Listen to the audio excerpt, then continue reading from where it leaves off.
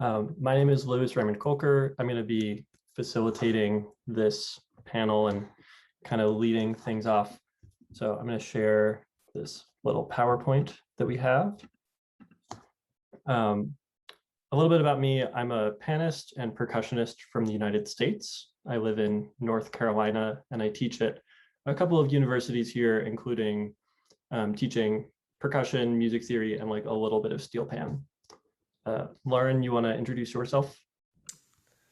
Yes, hello. My name is Lauren. I am also from the United States, and I currently teach drum set and percussion lessons here in the DC area. Yeah. And Oliver? And I am Oliver Molina. I teach also in the United States at Northwestern State University in Natchitoches, Louisiana. And I teach the steel band here and also percussion lessons as well. Great. So all of us are going to be coming from the United States perspective and really from like the US percussion teaching perspective. There's a lot of reasons why solo Steelpan and new music are a really valuable vehicle for us to play and for us to approach this instrument. But let's just get going with the what and why of commissioning. So when we're talking about commissioning a new piece of music, we're talking about working directly with a composer to different levels. You know, sometimes they really know what they're doing writing for Pan. Sometimes they've never done it before. But being the performer that can help facilitate that conversation, a lot like if you're in a pen yard in Trinidad and you're learning an arrangement and the arranger's like, do this, that doesn't work, let's try something else. You have that same kind of interaction, that back and forth. Like I mentioned, it really fits within the US university percussion curriculum. I mean, I am one of 2 percussion instructors on one of my campuses, and the other percussionist is like working in administration. He doesn't even teach drums. And I know it's kind of similar vibes for Oliver being like the percussion professor, and Lauren, like you are near a university where you get to be around a really great steel band. But for a lot of this, both as instructors and when we were students, if there isn't such depth in study of Steelpan, it's harder to put together like, oh, I want to play this awesome panorama tune that's going to require, you know, at least 10 people. I would love to have more. Whereas you can say like, I'm going to play a solo piece on my recital. You know, I'm doing a marimba solo, I'm doing a snare drum solo, a timpani solo. I want to give the same time and energy into Steelpan. And alongside with that, commissioning, you can create a personalized work that fits your needs.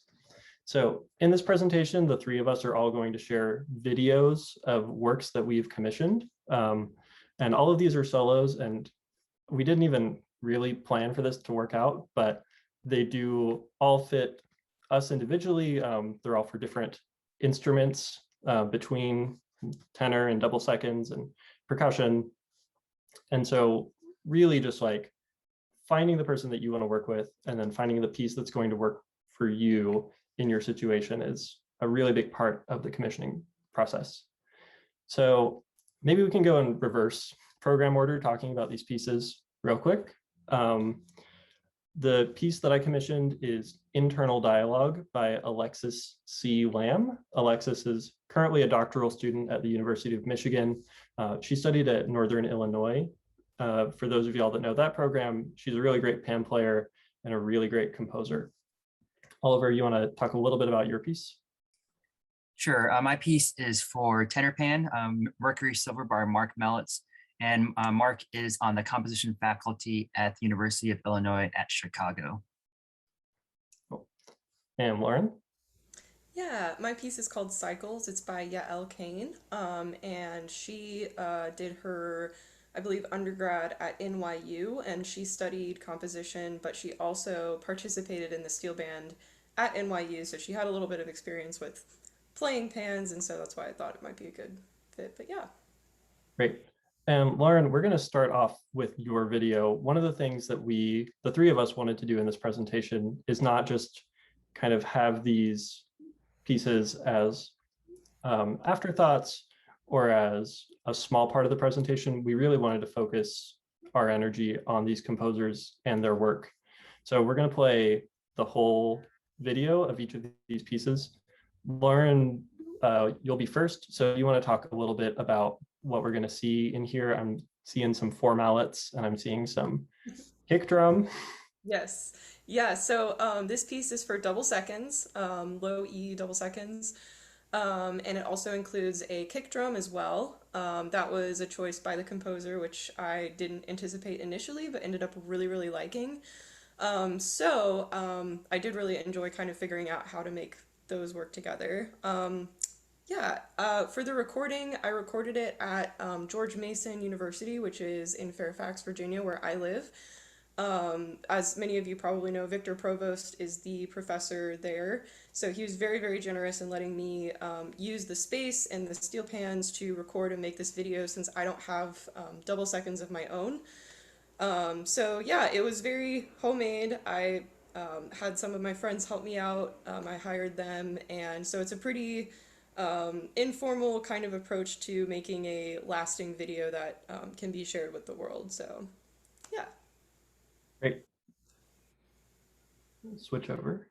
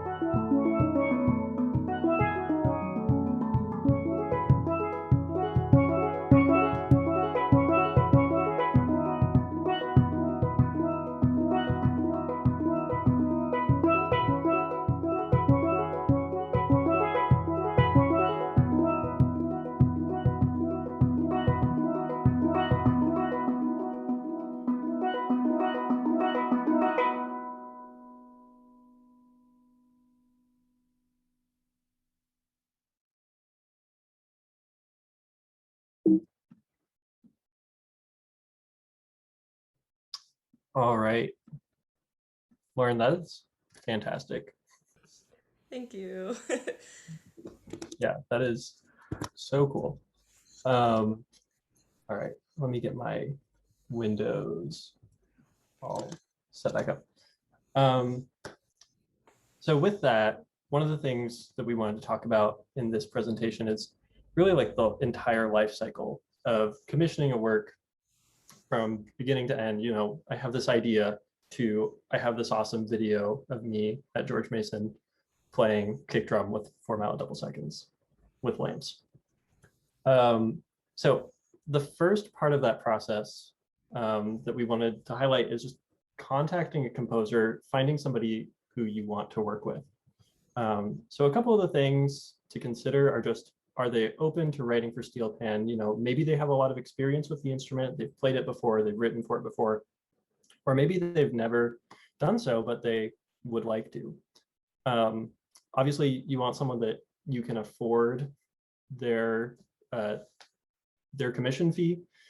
There's really a wide range amongst composers based off of their personal situation, their experience. I know Oliver is going to talk a little bit more about finding funding for composers with a little bit more of that name recognition and experience. And then really the last thing is like, you are going to invest time and energy in them. It's not just that you're buying their music and you're playing a piece by them, but ideally you're going back and forth, you're workshopping with them, you're hyping them up, and you're invested in them as a person. And so I think all three of us picked people that we're really excited about. I guess I'll talk first about this. The reason that I commissioned Alexis was because I know her personally. I met her at PASIC. I had heard a piece that she had written for drum set and electronics, and then continued to listen to her music. I heard the Steelpan piece that she wrote called Spectrum for NIU Steel Band, and I was really blown away by it. And so just like talking to her, she was so easy to work with and someone who I really just like gelled with, that I was like, okay, Alexis is like on the list of people that I would want to get music from. Oliver, do you want to talk about your relationship with Marc Mellits and how that all came to be? Sure. So the reason I commissioned Marc is that he was actually the subject of my doctorate dissertation. I wrote on his percussion music, and I knew it pretty well since I had to analyze all his music and write chapters on it and everything. And I grew to love his music, obviously, during that process, but I had played some of his music before in various facets. I was actually part of other consortiums with him doing a marimba solo and then also a drum set solo. And so I was thinking, hey, he hasn't written any Steelpan music yet. And actually there's a piece that he wrote called Smoke, which was written for saxophones, guitar, electric guitar, marimba, and drum set. And I remember listening to it once, and one of the movements had the steel strings of the guitar sounded like a Steelpan to me, because I wasn't watching the video at the time. I was just listening to it. I was like, that sounds awesome. I wonder if he will be open to writing for Steelpan. And so that was kind of the inception of the idea. And then I was like, he never wrote for Steelpan. I'm going to ask him. And luckily he was up for it. Cool. And Lauren, I know your commission with Yael was a little bit more informal. So will you talk about that opening conversation with her, and then we'll use that to transition into commissioning and the commissioning process? Yeah, absolutely. It was very, very informal in that we were at a seminar together. So Percussion puts on an annual percussion and composer seminar where both performers and composers will come together and they will workshop new things together. So that was kind of the space that we were already in. And then part of that opportunity was having the composers get up and talk about their own music in front of everyone. And so I listened to Yael's presentation. It really kind of stood out to me because her voice was very unique. And then she also mentioned that she was interested in steel drums or steel pan. So I was very interested in exploring that connection further. So I literally just kind of approached her and was like, how would you feel about writing a piece for me? It was very informal. This actually happened back before COVID even happened. And so it's been a long road because it was originally supposed to be, we've been talking about university settings. It was originally supposed to be on my capstone recital for my undergrad. And then that never ended up happening because of COVID. So I'm glad that it's finally, getting out in the world now. But yeah, very informal, pretty different from what Louis and Oliver both went through. Yeah. Cool. What are like the pros, cons for you personally in that process? The pros were definitely, it's a lot easier to just kind of go up and approach someone that, we were both pretty early in our career, so it was very like, hey, are you okay with, you just send me a draft and then I can send you some stuff back, and there was a very open line of communication that way.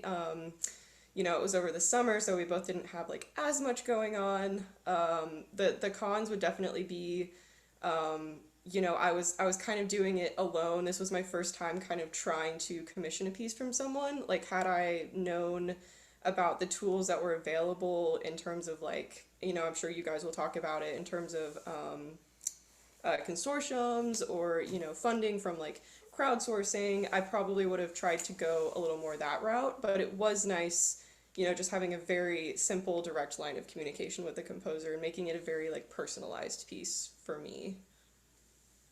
Yeah, cool. Yeah. Well, you talked a little bit about consortiums, so I'll give that definition and I'll pop over to a form, and then Oliver, you can talk about your consortium that you made. So consortium in this context, we're really talking about multiple people participating in one commission. And so I am actually going to use this example of a consortium that I just set up a couple months ago, and it's actually by another panelist who's presenting later today, Sachel Thomas. So shout out to Sachel, you're the best, and this piece is really cool. But this is the form that I was using just to get this consortium happening. So tell people Sachel Thomas, double seconds, consortium. That's in short what you need to know. She's writing a new piece. This is the duration. This is a little bit what it's going to be based on traditional Japanese music. When the stuff will be delivered, commissioning members will retain exclusive rights to perform and record through the end of the year. Payment, how to pay, contact me, contact Sachel. So really just streamlining the process for someone, even if they have no idea who she is or who I am. A lot of times consortium, the cool thing about consortiums is you can pull from multiple people's circles. And then the sign up information is really quick, just your name, email address, location. All of these are listed in the score. And then I agree to pay, and you'll get the piece. So that just that's a very small and simple tool, but it's one that I swear by at this point, just because it can make the sign up process so easy and really encourage people to get on board, just because there's so few barriers to entry. Another thing is, as you're splitting up the cost among multiple people, more people can pay into it, and it's a little easier to make just like funding happen. And on funding, Oliver, do you want to talk about that consortium with Marc Mellits? Sure. I guess the first thing is, Louis, that's amazing, because I wish I had a form like that set up when I did my consortium. The solo that I'm talking about, it was the first consortium that or the first commission that I actually started. I've been part of 40 plus consortiums because I support new music, but this is the first time that I actually led one. And so having something like that is great, because all I did was just email people and say, hey, would you like to have new music and all that stuff. But the thing that I'm going to talk about quickly is just having institutional funding. Something that we have here at my school is that every year there's endowed professorships that can be for various projects. I got one back in 2020, and part of the funding was to help pay for part of the piece that you'll hear in a minute by Marc Mellits, but also it was to help pay for a trip. I was supposed to perform this piece at a College Music Society International Conference in Colombia. That trip did not happen because it happened right after COVID. And so that funding was actually good use for other areas, but part of the funding was used to pay for his fees for the composition, but it wasn't enough to cover, especially for him being a well-established composer. And he only writes, I think, by like 5 or 6 commissions per year. So he's very selective about what he picks. And again, luckily he selected or was able to write the piece for me. But then I also had a consortium of about 20 people who helped pay for the other half of the piece. And so I guess I'll go ahead and like transition, because I know the piece is about to come up next. Mercury Silver is a piece in the video that you will be watching is actually from the premiere. It was premiered last August, I believe. And I think it's Marc does a 1-year exclusivity of all his pieces. And so myself and the 20 other people who were part of the consortium were only able to play it, and it wasn't available to the public, but I believe it is now. I actually went to his website a little bit ago to make sure it's on there. So I believe if you like the piece, and hopefully I played it well for you guys will check it out and will want to play it for your recitals or performances. So cool, thank you. We'll move over to this video.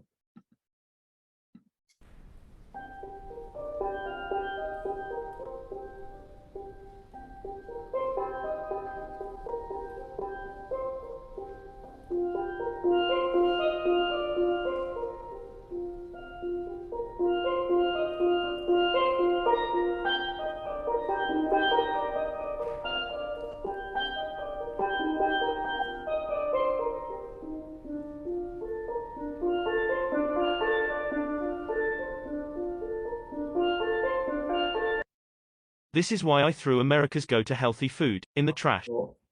I am so sorry. I preloaded the video and everything so that this wouldn't happen, and YouTube got me. All right. It's 30 seconds. We'll start over. I'm sorry.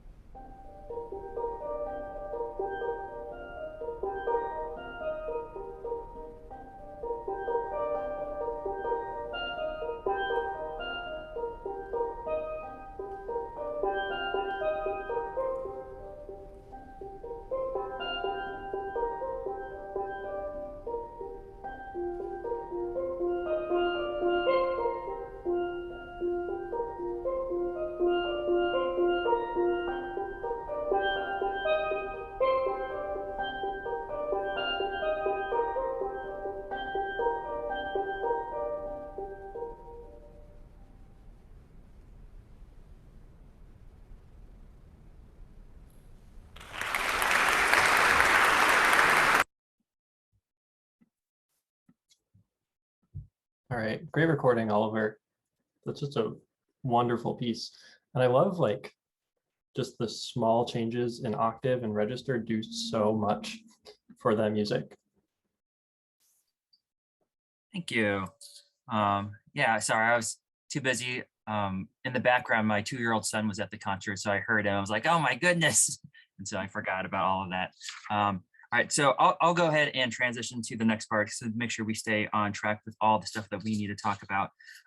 So talking about workshopping, something that I wanted to do, obviously working with Marc, he doesn't live anywhere near me. And so something that I had to do was do Zoom sessions like we're doing now. And what I did for me was I set up my camera like it is here on my computer. Then I also set up a camera that was above the pan so that he could see what I was doing. He sent me a draft of the piece before it came out a few months later. And he just wanted to see how it actually worked because he's never played pan before. But something he did tell me that he did was he actually printed off a diagram of a lead pan and like faked his own way. Even though he's never played it before, he tried to figure stuff out. And he does this with all the pieces that he writes for, whether it's for marimba, drum set, violin, or whatever, is that he thinks about himself playing the instrument. And he actually learns it to a degree so that he actually can understand it a little bit better. But then working with somebody like myself who actually plays the instrument, it was a little bit easier for him to understand it. I remember talking to him about it's easier for on lead to do more arpeggiations or chords, and you can kind of hear that in the piece as opposed to some scalar stuff. And he didn't use that as much as he probably could have, but it laid pretty well on the pan through the workshopping that we did together. Yeah, cool. I mean, just like having that over your shoulder camera angle in the video too, I can see that like a lot of it lays pretty well, like pretty comfortably. And then Lauren, I know you were working with someone with pan experience, but you know, you were figuring out all those 4-note voicings, you were playing kick drums. Did any issues arise while you were working on the piece? Yeah, so a big thing was like she had pan experience but didn't write it at a steel pan. So I believe that she was kind of visualizing a lot of things, but there was a couple of reaches, especially with the four mallets, that were pretty difficult, even though they were in the same pan or the same side of the pan. So she basically, I got quite a bit of liberty with, okay, this is not possible, leave that out, and then she would just kind of let me figure out what worked and what didn't. So I did kind of have a little bit of independence there. The other big thing was the tempo. It's kind of hard to tell in the video, but at the very end there's some 30-second notes, and that kind of set the tempo for the entire rest of the piece. But again, that was something that the composer was very open with, and you know, she just wanted it to sound good and playable, and you know, achievable for other performers to also do. Yeah, yeah, and that's one of the things about like picking the composer, finding someone you can work with. Like this process can be pretty short, or it can take a really long time. And if it takes a while and if there's a lot of edits, it's good to have someone who will work with you on that. Absolutely. And then, you know, so that other people can play the piece, let's just get into our last point, which is the distribution of the work. There are so many benefits, both for the performers and the composers, to have the pieces widely distributed. One of it is royalties and sales for the composer. I mean, even if the piece has already been sold and you're getting it out of a school library or something, every time you perform it on a recital, the composer, if they have the work licensed, they can collect royalties on it that the performer doesn't have to pay. If a lot of people are buying the piece, that's obviously great for the composer. You know, all of us made recordings of our pieces, and I think all of those are valuable to the composers, and for us, for our own resumes, and really for everyone. That's good social proof, and you can see like, all right, someone asked me to write music, which means I feel a little bit more like a composer. It means that if someone else is asking about my work, I can show that I have this proof of concept. And same thing for, you know, us as professional performers. We can show that we are not only playing works, but we're actively bringing new works into the world. And then some of the methods of distributing, you know, publishing or distributing through PanNotation, depending on where these composers are going. I think a lot of these works are self-published. Having quality videos can do so much to just like convince someone that the piece is real and worth performing. Consortiums, like Oliver talked about, I mean, not only do you have this piece by Marc Mellits, but you have 20 other people who have this piece, and that is just going to help it catch and spread further out. And then, suggesting the piece to peers and students for my applied pan lessons. I keep a list of like pieces that I've played that I think would be good for their level. And now a lot of that is pieces that I've commissioned, because I can say exactly like, all right, this piece by Ian is pretty easy, and this piece by Ian is really hard, and this one is like not that hard to play, but it's 12 minutes long, so maybe an upperclassman needs to do it. So it also informs our teaching, and we can just like do what we're doing now. We can share these pieces with our friends. Any of y'all have other thoughts about distribution? I'm trying to breeze through to get to the last video, but I want to make sure I'm not forgetting anything. Cool. I have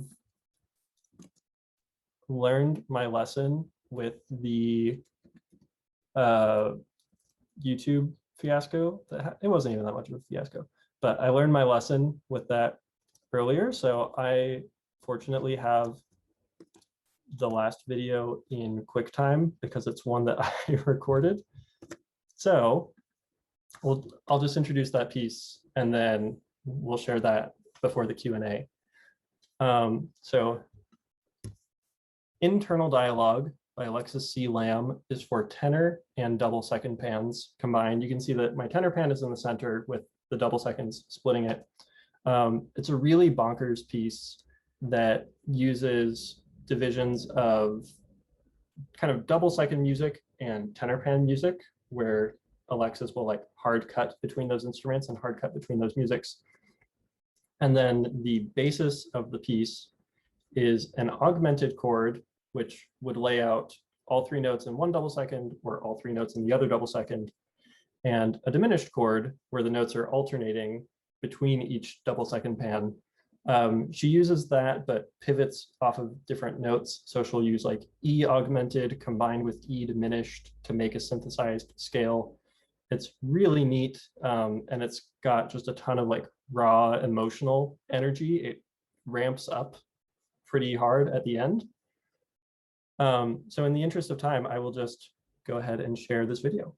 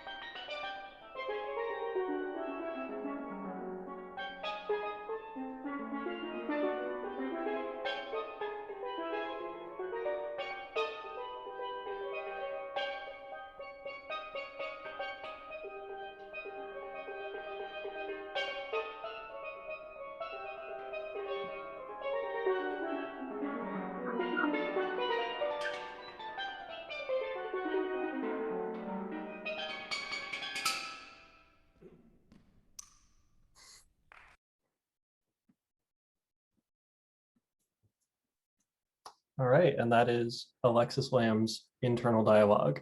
Somebody else play this piece because it's so good.